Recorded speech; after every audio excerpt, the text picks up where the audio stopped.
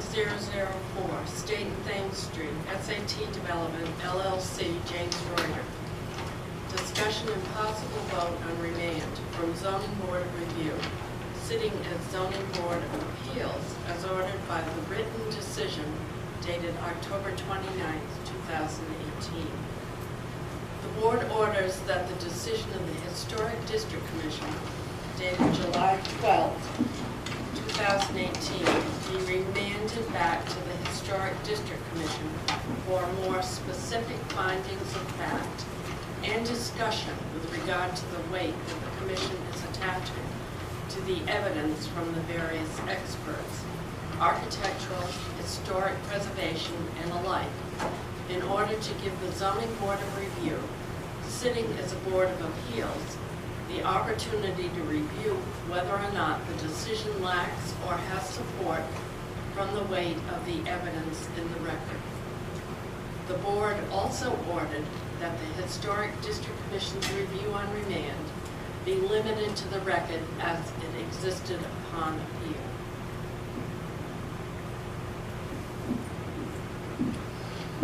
So, dearly beloved, we're gathered here tonight. You've got the language there directly from the remand, and you've all been provided with the decision. And you've all got copies of the record.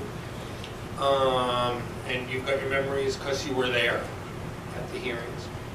And the zoning board has sent this back to you looking for that language comes right from their decision. And then they've specifically set forth specific, and I'm going to actually read this out loud if I may as well.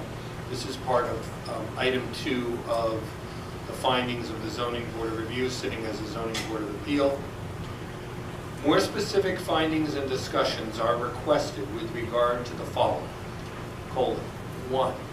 Secretary of the Interior Standard Number 1 with respect to the characteristics of the site and the environment.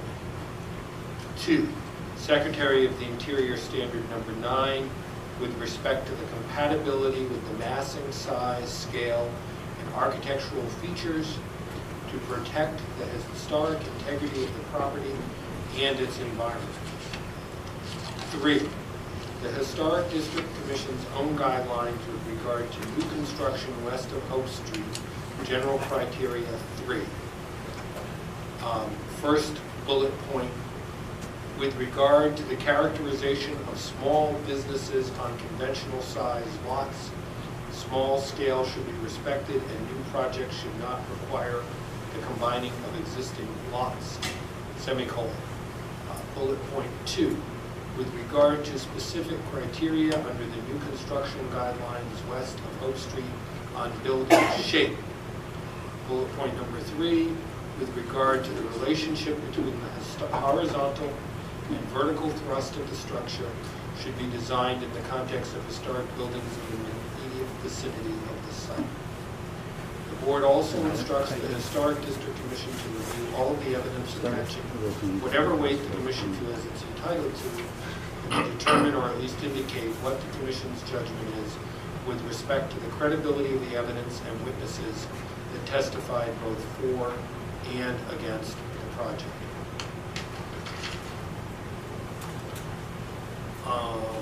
And then item 3, that's all of item 2, that's what you do. Item 3 is just as Susan has said, the board finds that the Historic District Commission's review on remand be limited to the record as it existed upon appeal.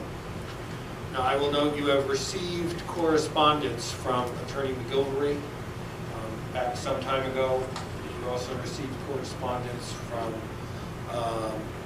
Attorney Resnick with their arguments of what you should and shouldn't choose. None of that information in their documents are evidence. There's nothing other than to the extent that they have copied or attached something that was in the record, that's fine. But all of their arguments are simply that, arguments and suggestions as to what they think are important in the record. But in the end, it's now up to you to decide what's important in the record and to answer these essentially 5 questions from the zoning board that they have set forth in their decision. Just as a procedural thing, what I hope we'll do is hear from the board members and hear you provide the rationale and so forth. And I guess I would ask this to stenographers, assuming we don't talk too long, how soon do you think we'd be able to get a transcript? All right, so let's say we're done by 8 o'clock. Okay. Depending on the time, we have a meeting next week. Might be able to have a decision, a written decision for you based on what you said by next week's meeting. Maybe not. I guess it depends on how long we go. And obviously, it's Thursday night. There's a holiday weekend coming up, so we might have to postpone it there. But that would be the thought. We'd hear it. I've got my thing out. I'm going to take notes myself, so I don't have to. I can start working on it, but I obviously want to have the transcript to make sure I get it down correctly, so I'm not A-trained stenographer. And my typewriter training was started when I was in high school, so I'm not even typewriter use. So now, with that in mind, I guess I turn it back to the chair to hear your comments and questions and other issues. Okay. What I thought we would do is, John has asked if he could go first, and so therefore he will, and then we will, then I'll go, Victor, Sonny, and then Jerry, Mary, and Chris, I got it. We'll go forward, and then we'll be at the end of our meeting. So, go ahead, John. Okay. Well, I did ask to go first since I made the motion to approve the Belvedere-at-Thames Street project, and I thought it was important for me to explain why I did what I did. And I do have a statement here, so I will be reading most of this just so that I make sure that I have everything included that I wanted to say. This information may help to answer some of the questions that the Bristol Zoning Board requested when they remanded this decision back to this commission. It's my expectation that other members of the commission who voted in favor of this project, and also those that didn't, will add to my comments as well. I've been part of the Bristol Historic District Commission since October of 2005. My wife and I have owned 3 different historic homes, 2 within the Bristol Historic District during this time. And we have performed significant restoration work on 2 of these properties. Excuse me. Could you just, since you are reading, that's fine, but could you go a little slower? Sure. We all tend to speed up when we read, and it's okay. And I can give you a copy of this at the end if you would like. So, I wanted to become part of this group because as a homeowner in the historic district, I wanted to assist in maintaining the integrity of our beautiful downtown area. It was in 2006, I believe, when the applicant, Mr. Reuter, first presented the Belvedere project. In his presentation to the HDC, he included the Belvedere-at-Thames Street concept as a future project. Since that time, there have been 6 or maybe even 7 different plans for the Belvedere-at-Thames Street project presented. During the second half of 2017, there was an ad hoc group assembled that met several times to discuss proposed plans for this project that the applicant hoped would be acceptable to both the Bristol Historic District Commission and the Planning Board. Participants in this ad hoc group included Mr. Reuter, along with his legal counsel and his architect,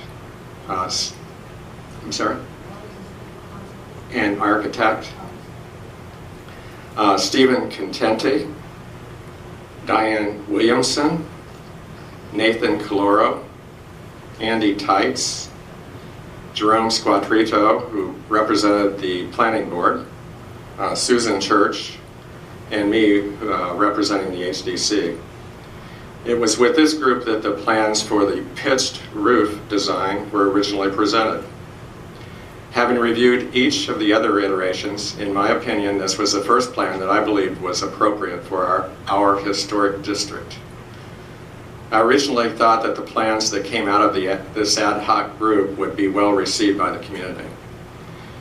It should be noted that the applicant later proposed a modified, known as the flat roof design, due to the fact that the planning board wanted the applicant to reduce the overall height of the proposed building. This commission did not believe that this design was as appropriate as the pitched roof design. Fast forward to meetings with the HDC and joint meetings with the HDC and planning board, there have been many presentations and communications regarding this project. And there have been mixed reviews as well. I've walked downtown Bristol area an average of 2.5 hours every day and have deliberated many of those hours over this project after hearing the testimony and comments regarding this proposed project, especially from those who objected. It was the pitched roof design that I personally thought was the most appropriate and complementary design that would fit in the streetscape along the Thames. And that's why I chose to make the motion for approving that particular set of plans. One of my fellow commissioners later asked to better understand why I rushed to make this decision with my motion. I can tell you that I did not rush to make this decision. This was something I had deliberated over for many weeks. There's been much discussion regarding the height and mass of this proposed building compared to the other buildings along the Thames. Height and mass of the proposed building compared to other buildings along Thames and State Streets. Traditionally, the Bristol HDC, when considering new construction in the district, has taken into consideration the streetscape. It's my contention that the streetscape should include not only the adjacent properties or abutters, but the street in several blocks in each direction. So let's look at the height and mass of other buildings along Thames Street compared with the proposed project. The proposed project is 4 floors high and would be approximately 176 feet of frontage along Thames Street and 78 feet of frontage along State Street. Other buildings along Thames Street, Robin Rugg, 4 floors, and is located approximately 491 feet from the southwest corner of the proposed building. It's approximately 506 feet in length. And again, that's compared to 176 feet along Thames Street of the proposed property. The south building of Stone Harbor, 3 floors, and is located approximately 323 feet from the northwest corner of the proposed building, is approximately 171 feet long. It should be noted that this building is new construction. The north building of Stone Harbor, 5 floors, is approximately 174 feet long. And keep in mind, this building is essentially new construction, as only the facade of the building remains. And even that was reconstructed to accommodate the changing levels of floors and the size of the windows within this new structure. And the building that houses the Bristol Harbor Inn, 3 floors, although not much frontage along Thames Street, approximately 51 feet, is 204 feet deep and can be viewed from the intersection of Thames and State Streets. Again, much of this building is new construction. The point here is that the Thames streetscape has a number of similarly sized, some longer and higher buildings interspersed with many 1 to 3 floor historic homes, restaurants, retail spaces, and apartment buildings. The Belvedere-at-Thames Street project would not be out of character in this neighborhood. It has been noted that the Bristol Historic District has existing guidelines for new construction, specifically for the area west of Hope Street. This is the Bristol Historic District Commission guidelines for rehabilitation, additions, and new construction dated October 9th, 1987, in Section 3. Under the general criteria, I would like to point out that in item 4, and I quote, current zoning requirements for front and side yardage are not always in keeping with the existing character of this area. Thus, the HDC would be willing to support approved designs that require an application or variance to the zoning board of review, end of quote. It must be acknowledged that the variances were anticipated for new construction as early as 1987 for this area. In item 3, under the same section, quote again, with the exceptions of the mill complexes on the north and south ends of Thames Street, the area is characterized by small buildings on conventional sized lots. The small scale should be respected and new projects should not require the combining of existing lots, end quote. This has not been overlooked, but the project would not be possible without the combining of these two lots.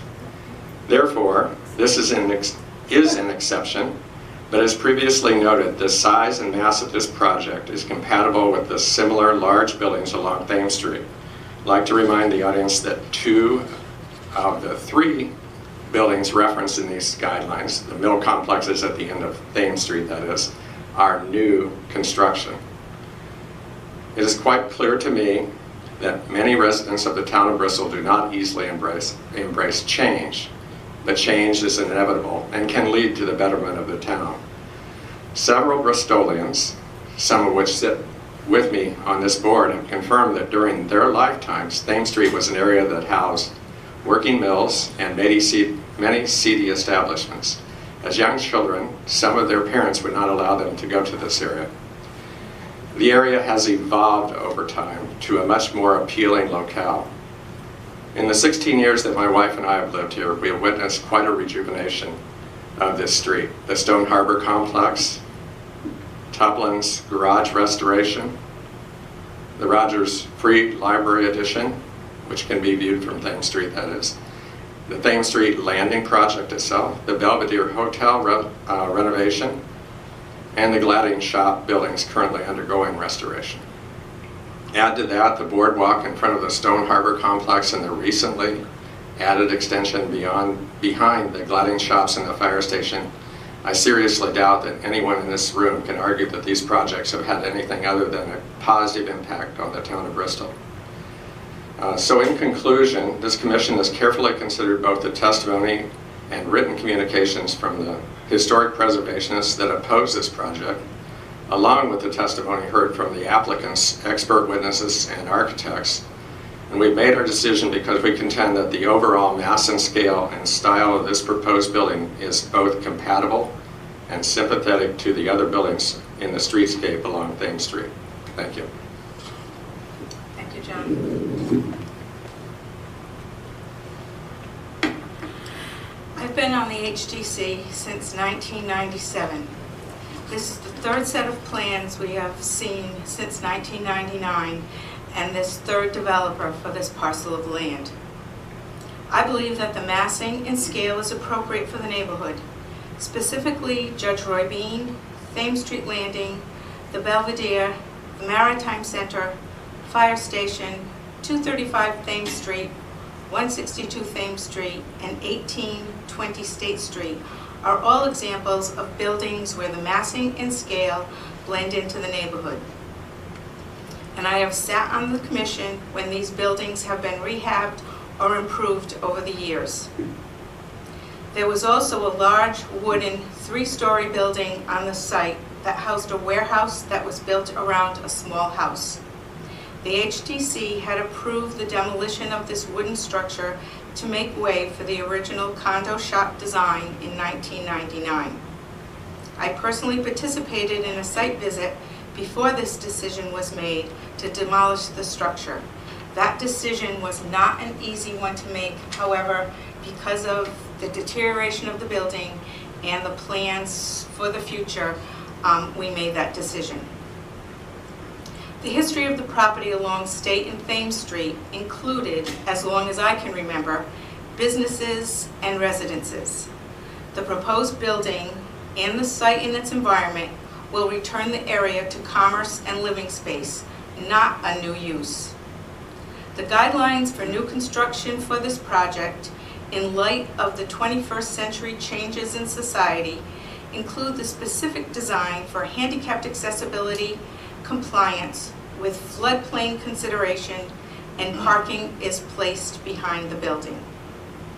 This design is similar and in massing to the lots on Thames Street, both residential and business. In regard to the pitched versus flat roof design, the HDC So both of these proposals have the TRCs as well as our concept reviews. Both were okayed, however, after looking at the design and the need to consider changes of the floodplain and looking at the neighborhood, as well as my experience on the HDC, I felt that the pitched roof better reflects the building as a residence rather than a flat factory-like roof. The architect for this project has appeared before the HDC several times through the years. Based on my personal observation, he has been credible. The designs that he has presented have been in keeping with HDC guidelines, and he has been accurate in the history of the projects and sensitive to the architecture of the district. He also has a history in that he follows through in developing the building as it was presented. The other witnesses for the project presented practical examples of their view of the project and in their particular fields. Some of the witnesses against the project presented conjecture and speculation. One particular witness indicated that the entire section of Thames Street would be dark because of the shadows cast by the proposed building. However, the reality is the sun moves from east to west, so the shadows would not create a problem. In conclusion, based on my many years on the HDC and my accumulated knowledge of the district and this specific site that includes the Belvedere, the house on John Street, the carriage house properties that were all restored as part of this extended application, are why I approve the plan for this application. Thank you.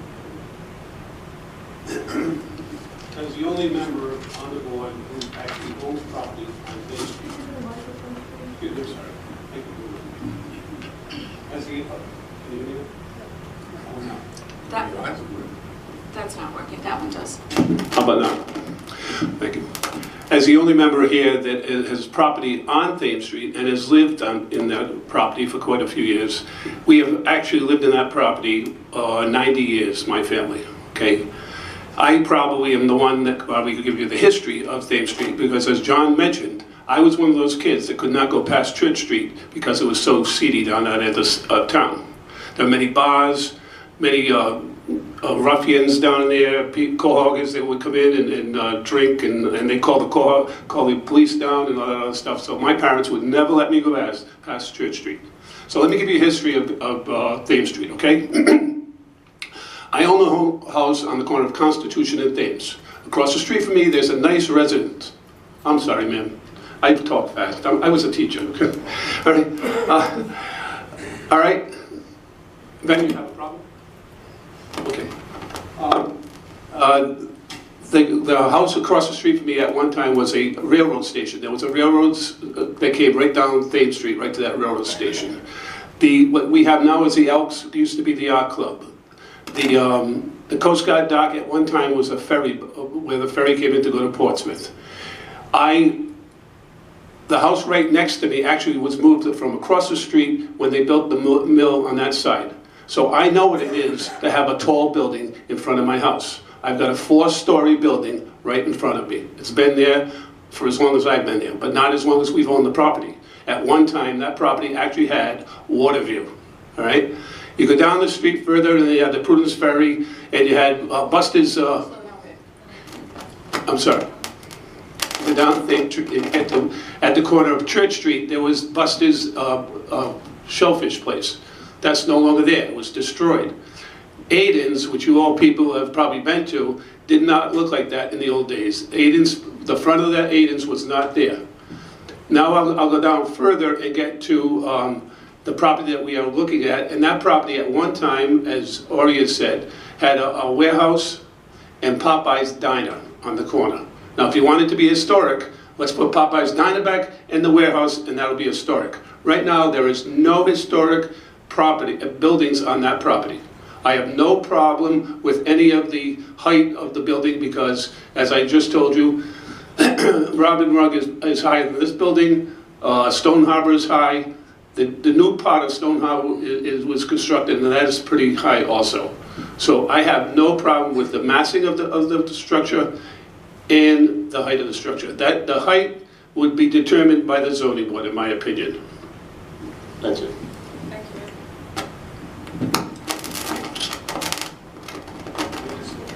you. I was on the commission in late 1990s, 2000s. I participated in the reviews, the earlier proposals, and participation votes for the hotel and John Street properties. I had personal involvement as a member of the properties and area reviewed, and the project and demolition of the house within the warehouse that had been on site. Too fast, too close. I'm done.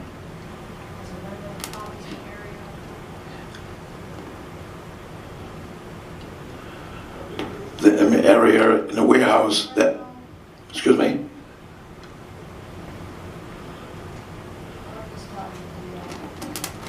I had personal involvement as a member in the property area review. Can we have a different mic? It seems to be like a microphone. How's that?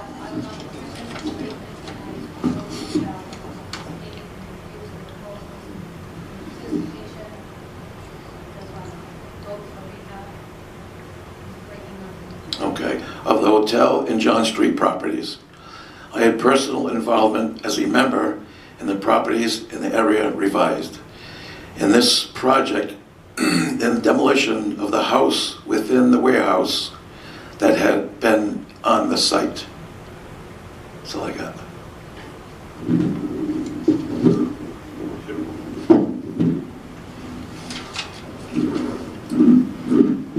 I just have to say, as being a rookie on the HTC, a few things that I am glad about the entire involvement from the community on this, and for people's regard to the look overall of the downtown historic district area. I voted no at the time because I feel the flat roof would not be a good fit for the downtown area. I did, however, feel that the architect's drawing that we approved on HTC would be more beneficial in that area, but I still had problems with the overall sizing on that.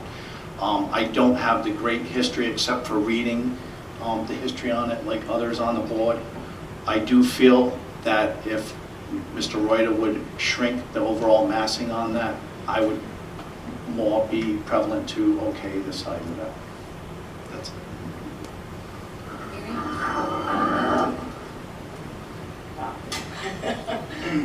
I'd just like to say at the outset.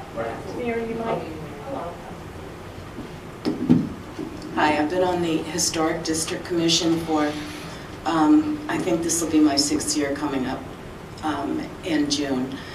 I have enjoyed this experience a lot, and during that time, I have not had an opportunity to vote on a project of this size in the Historic District.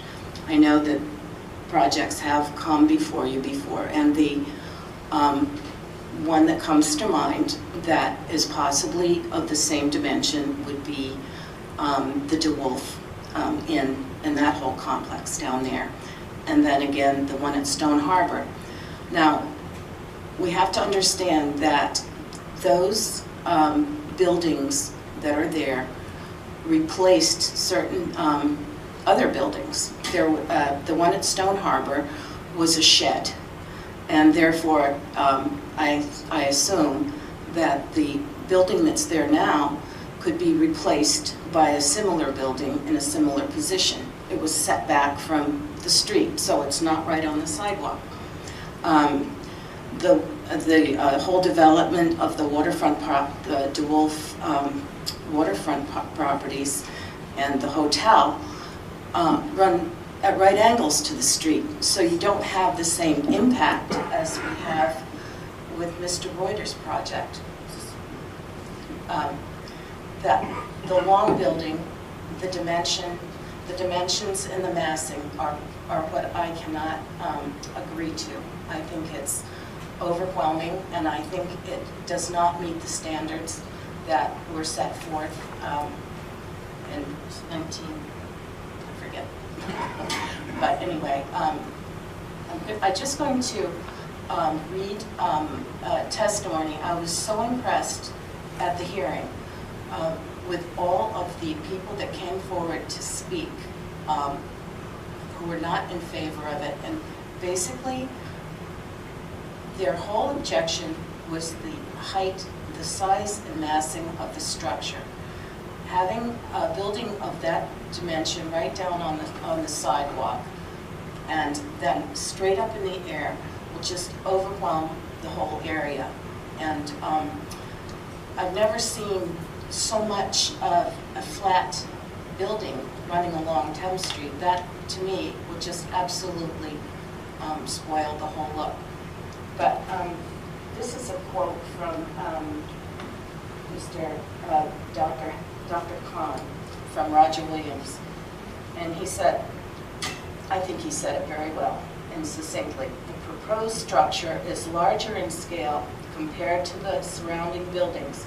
Moreover, the proposed structure presents a mass that will dominate and diminish the character of the surrounding buildings. This will result in the denigration of the historic character of the area.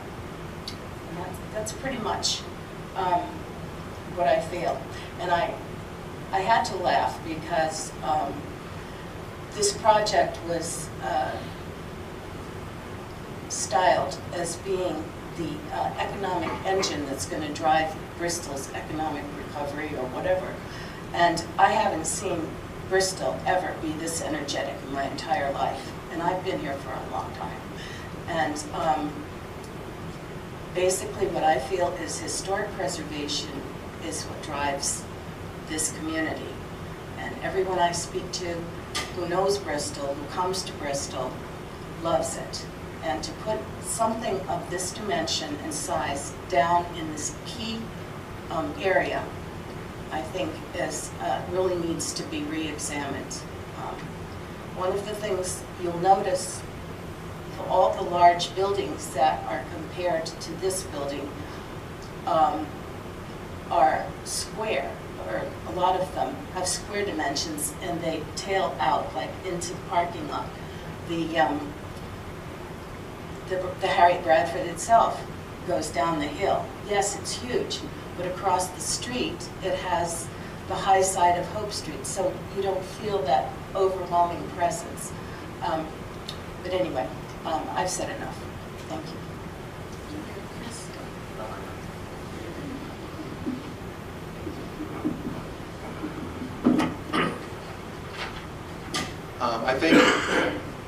I think those of us that voted no pretty much voted no for the same reasons. The height of the building and the mass of the building.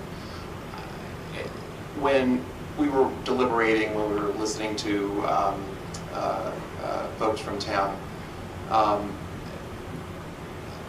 most of the objections were from those same two things. And as I was thinking about how I was going to vote, I pulled the 1987 general criterion, and specifically, I couldn't vote yes for a project while I read number 3, which is, with the exception of the mill complexes, the area is characterized by small buildings.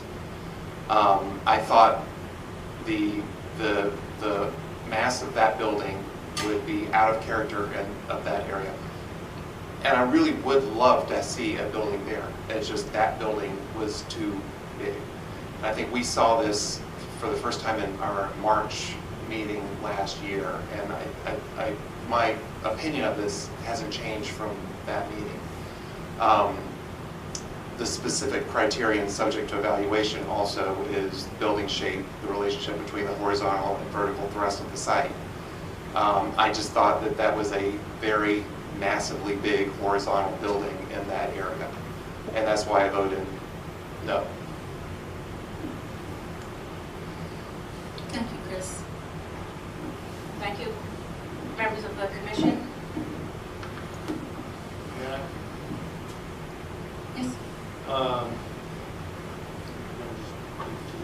just finishing up my notes on what Chris said. So, this is something on which reasonable people can disagree, as evidenced by the fact that the vote was a very close vote. It still remains apparently that way. And I think we need to keep it as a business thing. It's not a personal issue here. It's an exercise of quasi-judicial power. And I just need to ask you, I need to follow up with the questions, and this is basically directed, obviously, to the 4 people that are in the affirmative, because that's where the decision is coming from. So I want to just take a moment to go over the specific things. With number 1, the Secretary of the Interior standard number 1, with respect to the characteristics of the site of the environment.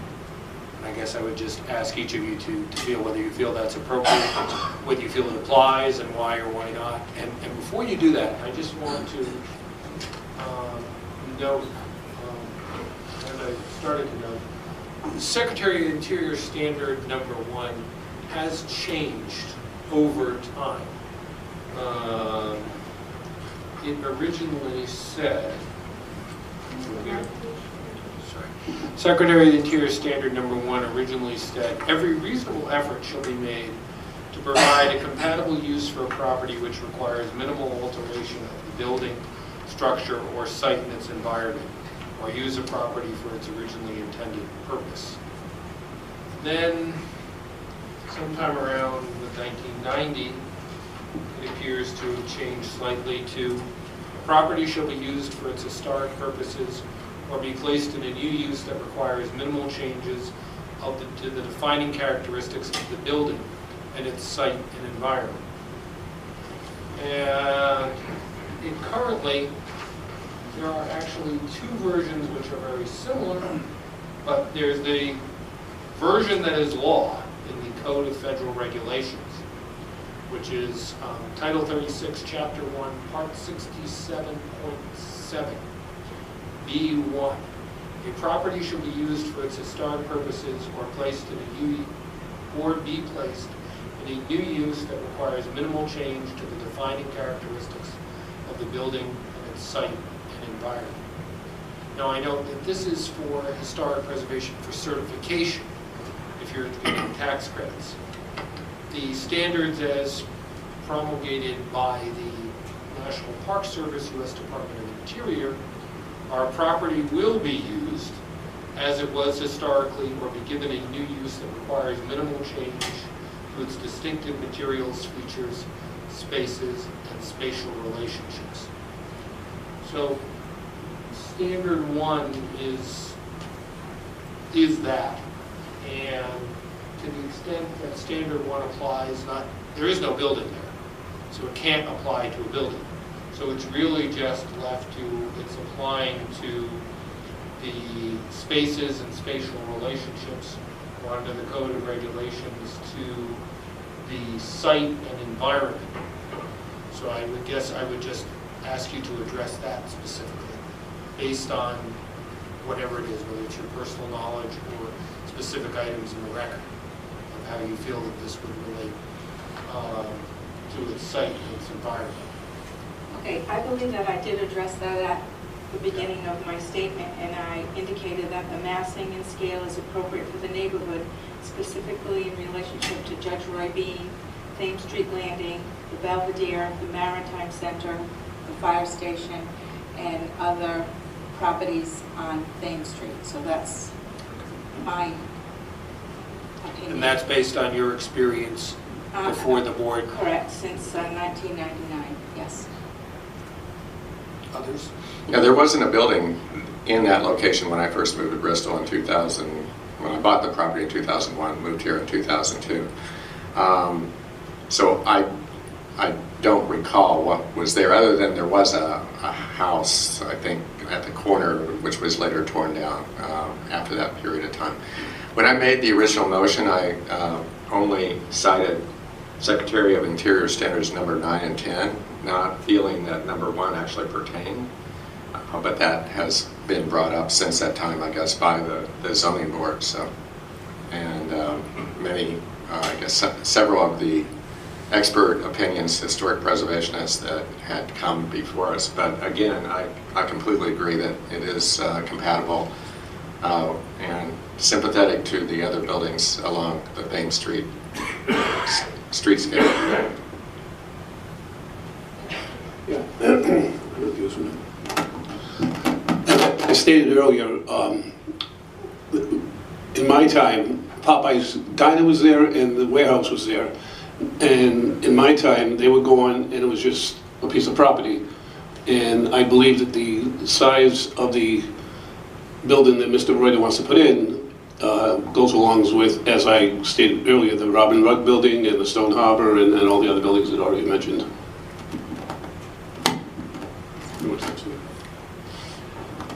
I had worked there when I was younger. The building was massive, attached to a building on State Street, along back like L-shaped. I remember 3 stories of that.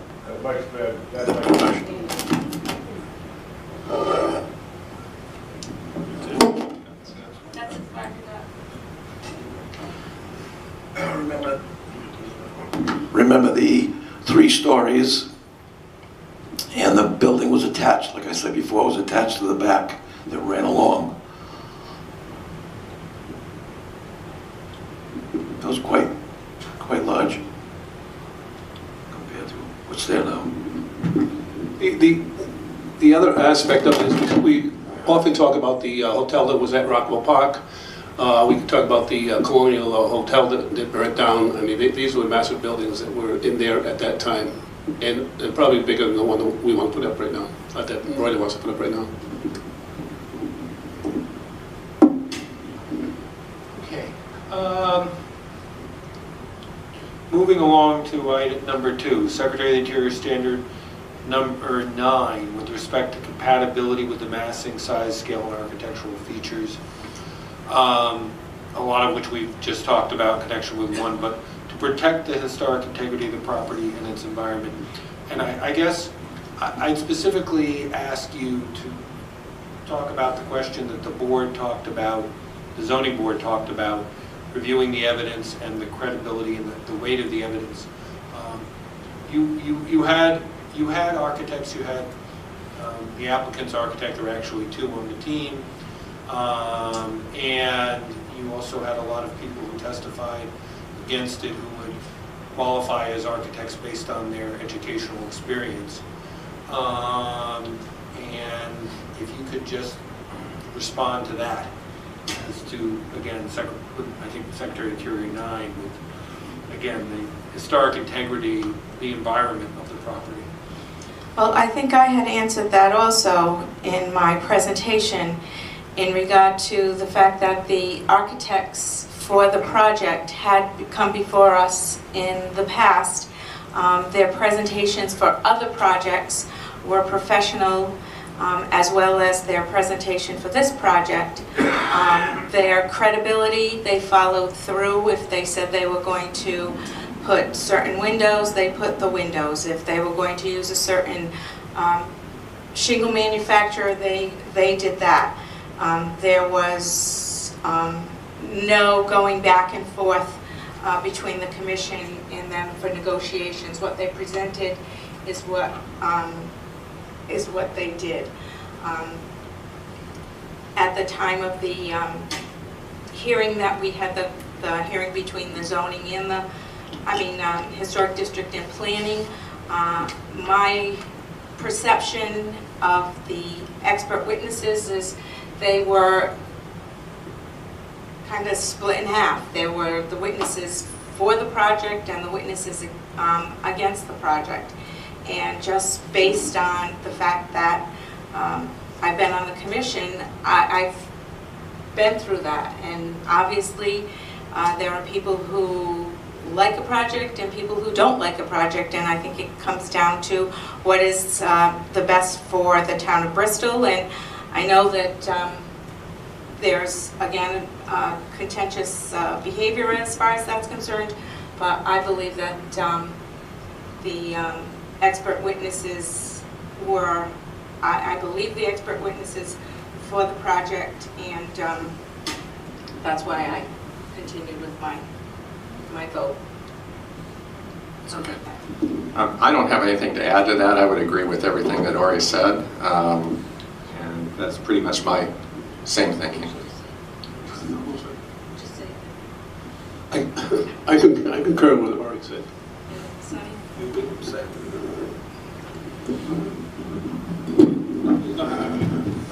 Okay. How about on, now, number 3, dealing with your guidelines, new construction west of Hosen Street. And the first bullet point was with regard to the characterization of small businesses on conventional sized lots and small scale, and should not require the combining of existing lots. And I guess I just know, first of all, this lot was not combined specifically. These parcels were not combined by the applicant. They were combined by the Bristol Redevelopment Agency long before the applicant acquired them. But aside from that, I know you've had various comments about that language, particularly about, with the exception of the mill complexes, and particularly Mr. Allen's comments about the fact that several of the mill complexes are not mill complexes, they're new construction, in fact. Is there anything you want to add to that or discuss? Well, I would like to make note of the fact that in 1987 those were mill buildings, and since that time, even since I've been here in town, those buildings have been, 2 of them have been completely, essentially are new construction. And I think that they have to have a little bit, they have to be looked upon differently than when these 1987 guidelines were approved. I think that's really important to keep in mind, and I don't have anything other than that. I agree with John. Yeah, nice.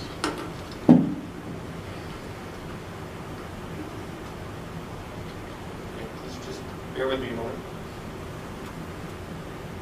Anybody ask a question? Or would you like to ask a question? No, sir. Okay, now as to the second bullet point under the guidelines with regard to specific criteria under the new construction on building shape. Is there anything you want to add on that? I know there were comments. John, you had commented about the length of other buildings. But is there anything else regarding the building shape? Well, I think based on the fact that this is 2018 nearing 2019, the floodplain has had some influence on the redesign of this building, as well as the slope and the structure of State and Thames Street. And because of that, I think that some consideration has to be given in terms of the building. In the past, there was the possibility of using that ground floor for retail space and or residences, but because of the fact that it has the potential for flooding, then those possibilities are no longer available. So I think that that's one of the things that was a consideration for my approval. Did we not ask Mr. Reuter to break up the facade of that so that it didn't look like it was flat all the way along, and he made it in and out in that front? We requested Mr. Reuter to change the facade so there wasn't a flat front and there was in and out on the structure, so that it didn't look like it was one straight line, like let's say the Magic Carpet Building, the factory. Instead, it goes, changes. Correct, and he did do that. And he did do that.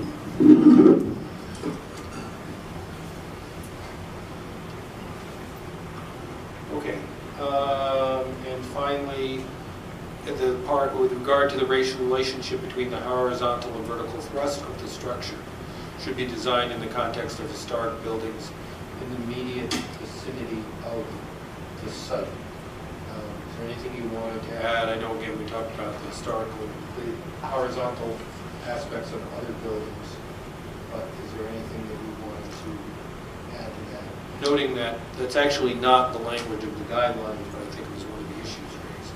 Right, I think that was addressed in the fact that we had a number of TRC meetings as well as concept reviews in regard to the flat versus the peaked roof. And I think that's where a lot of, our back and forth was.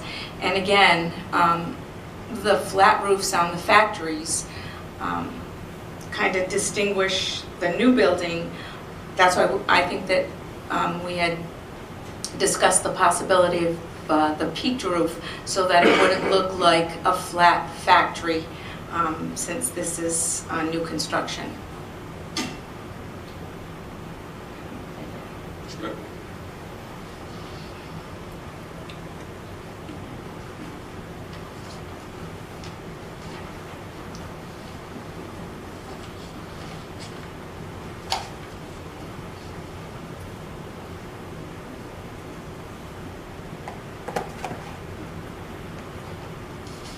Okay, anyone else have anything? No? Anybody? Anybody?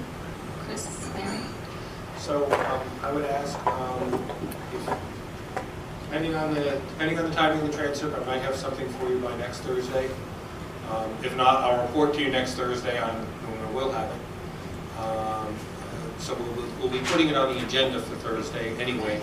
I hope that we might have it by Thursday for you to review. Obviously, I'm going to want to get it to you ahead of time, not just bring it to you on Thursday, but with the holiday on Tuesday, I don't know.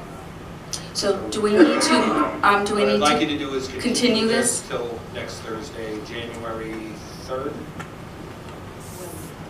when we have a regular meeting. Okay, so moved. Is there a second? Second. All those in favor? Aye. All those opposed? Motion carries.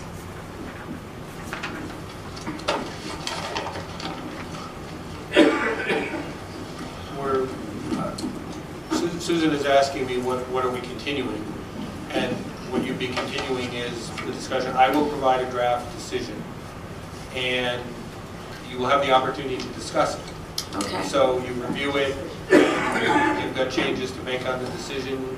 You don't like this section, no, that wasn't what I said, change here.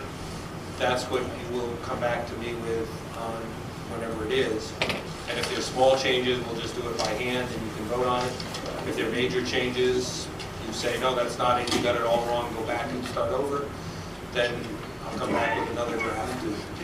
But discussion is not over, but you would have the draft to discuss. Okay. Is that clear, Susan? So that it'll be in the advertisement? Right. And still, there's still no public comment, and it's still based on the record that was in front of you as of last July when you voted. Okay. Or this past July when you voted. Okay. I'd like to, are we all set? Right?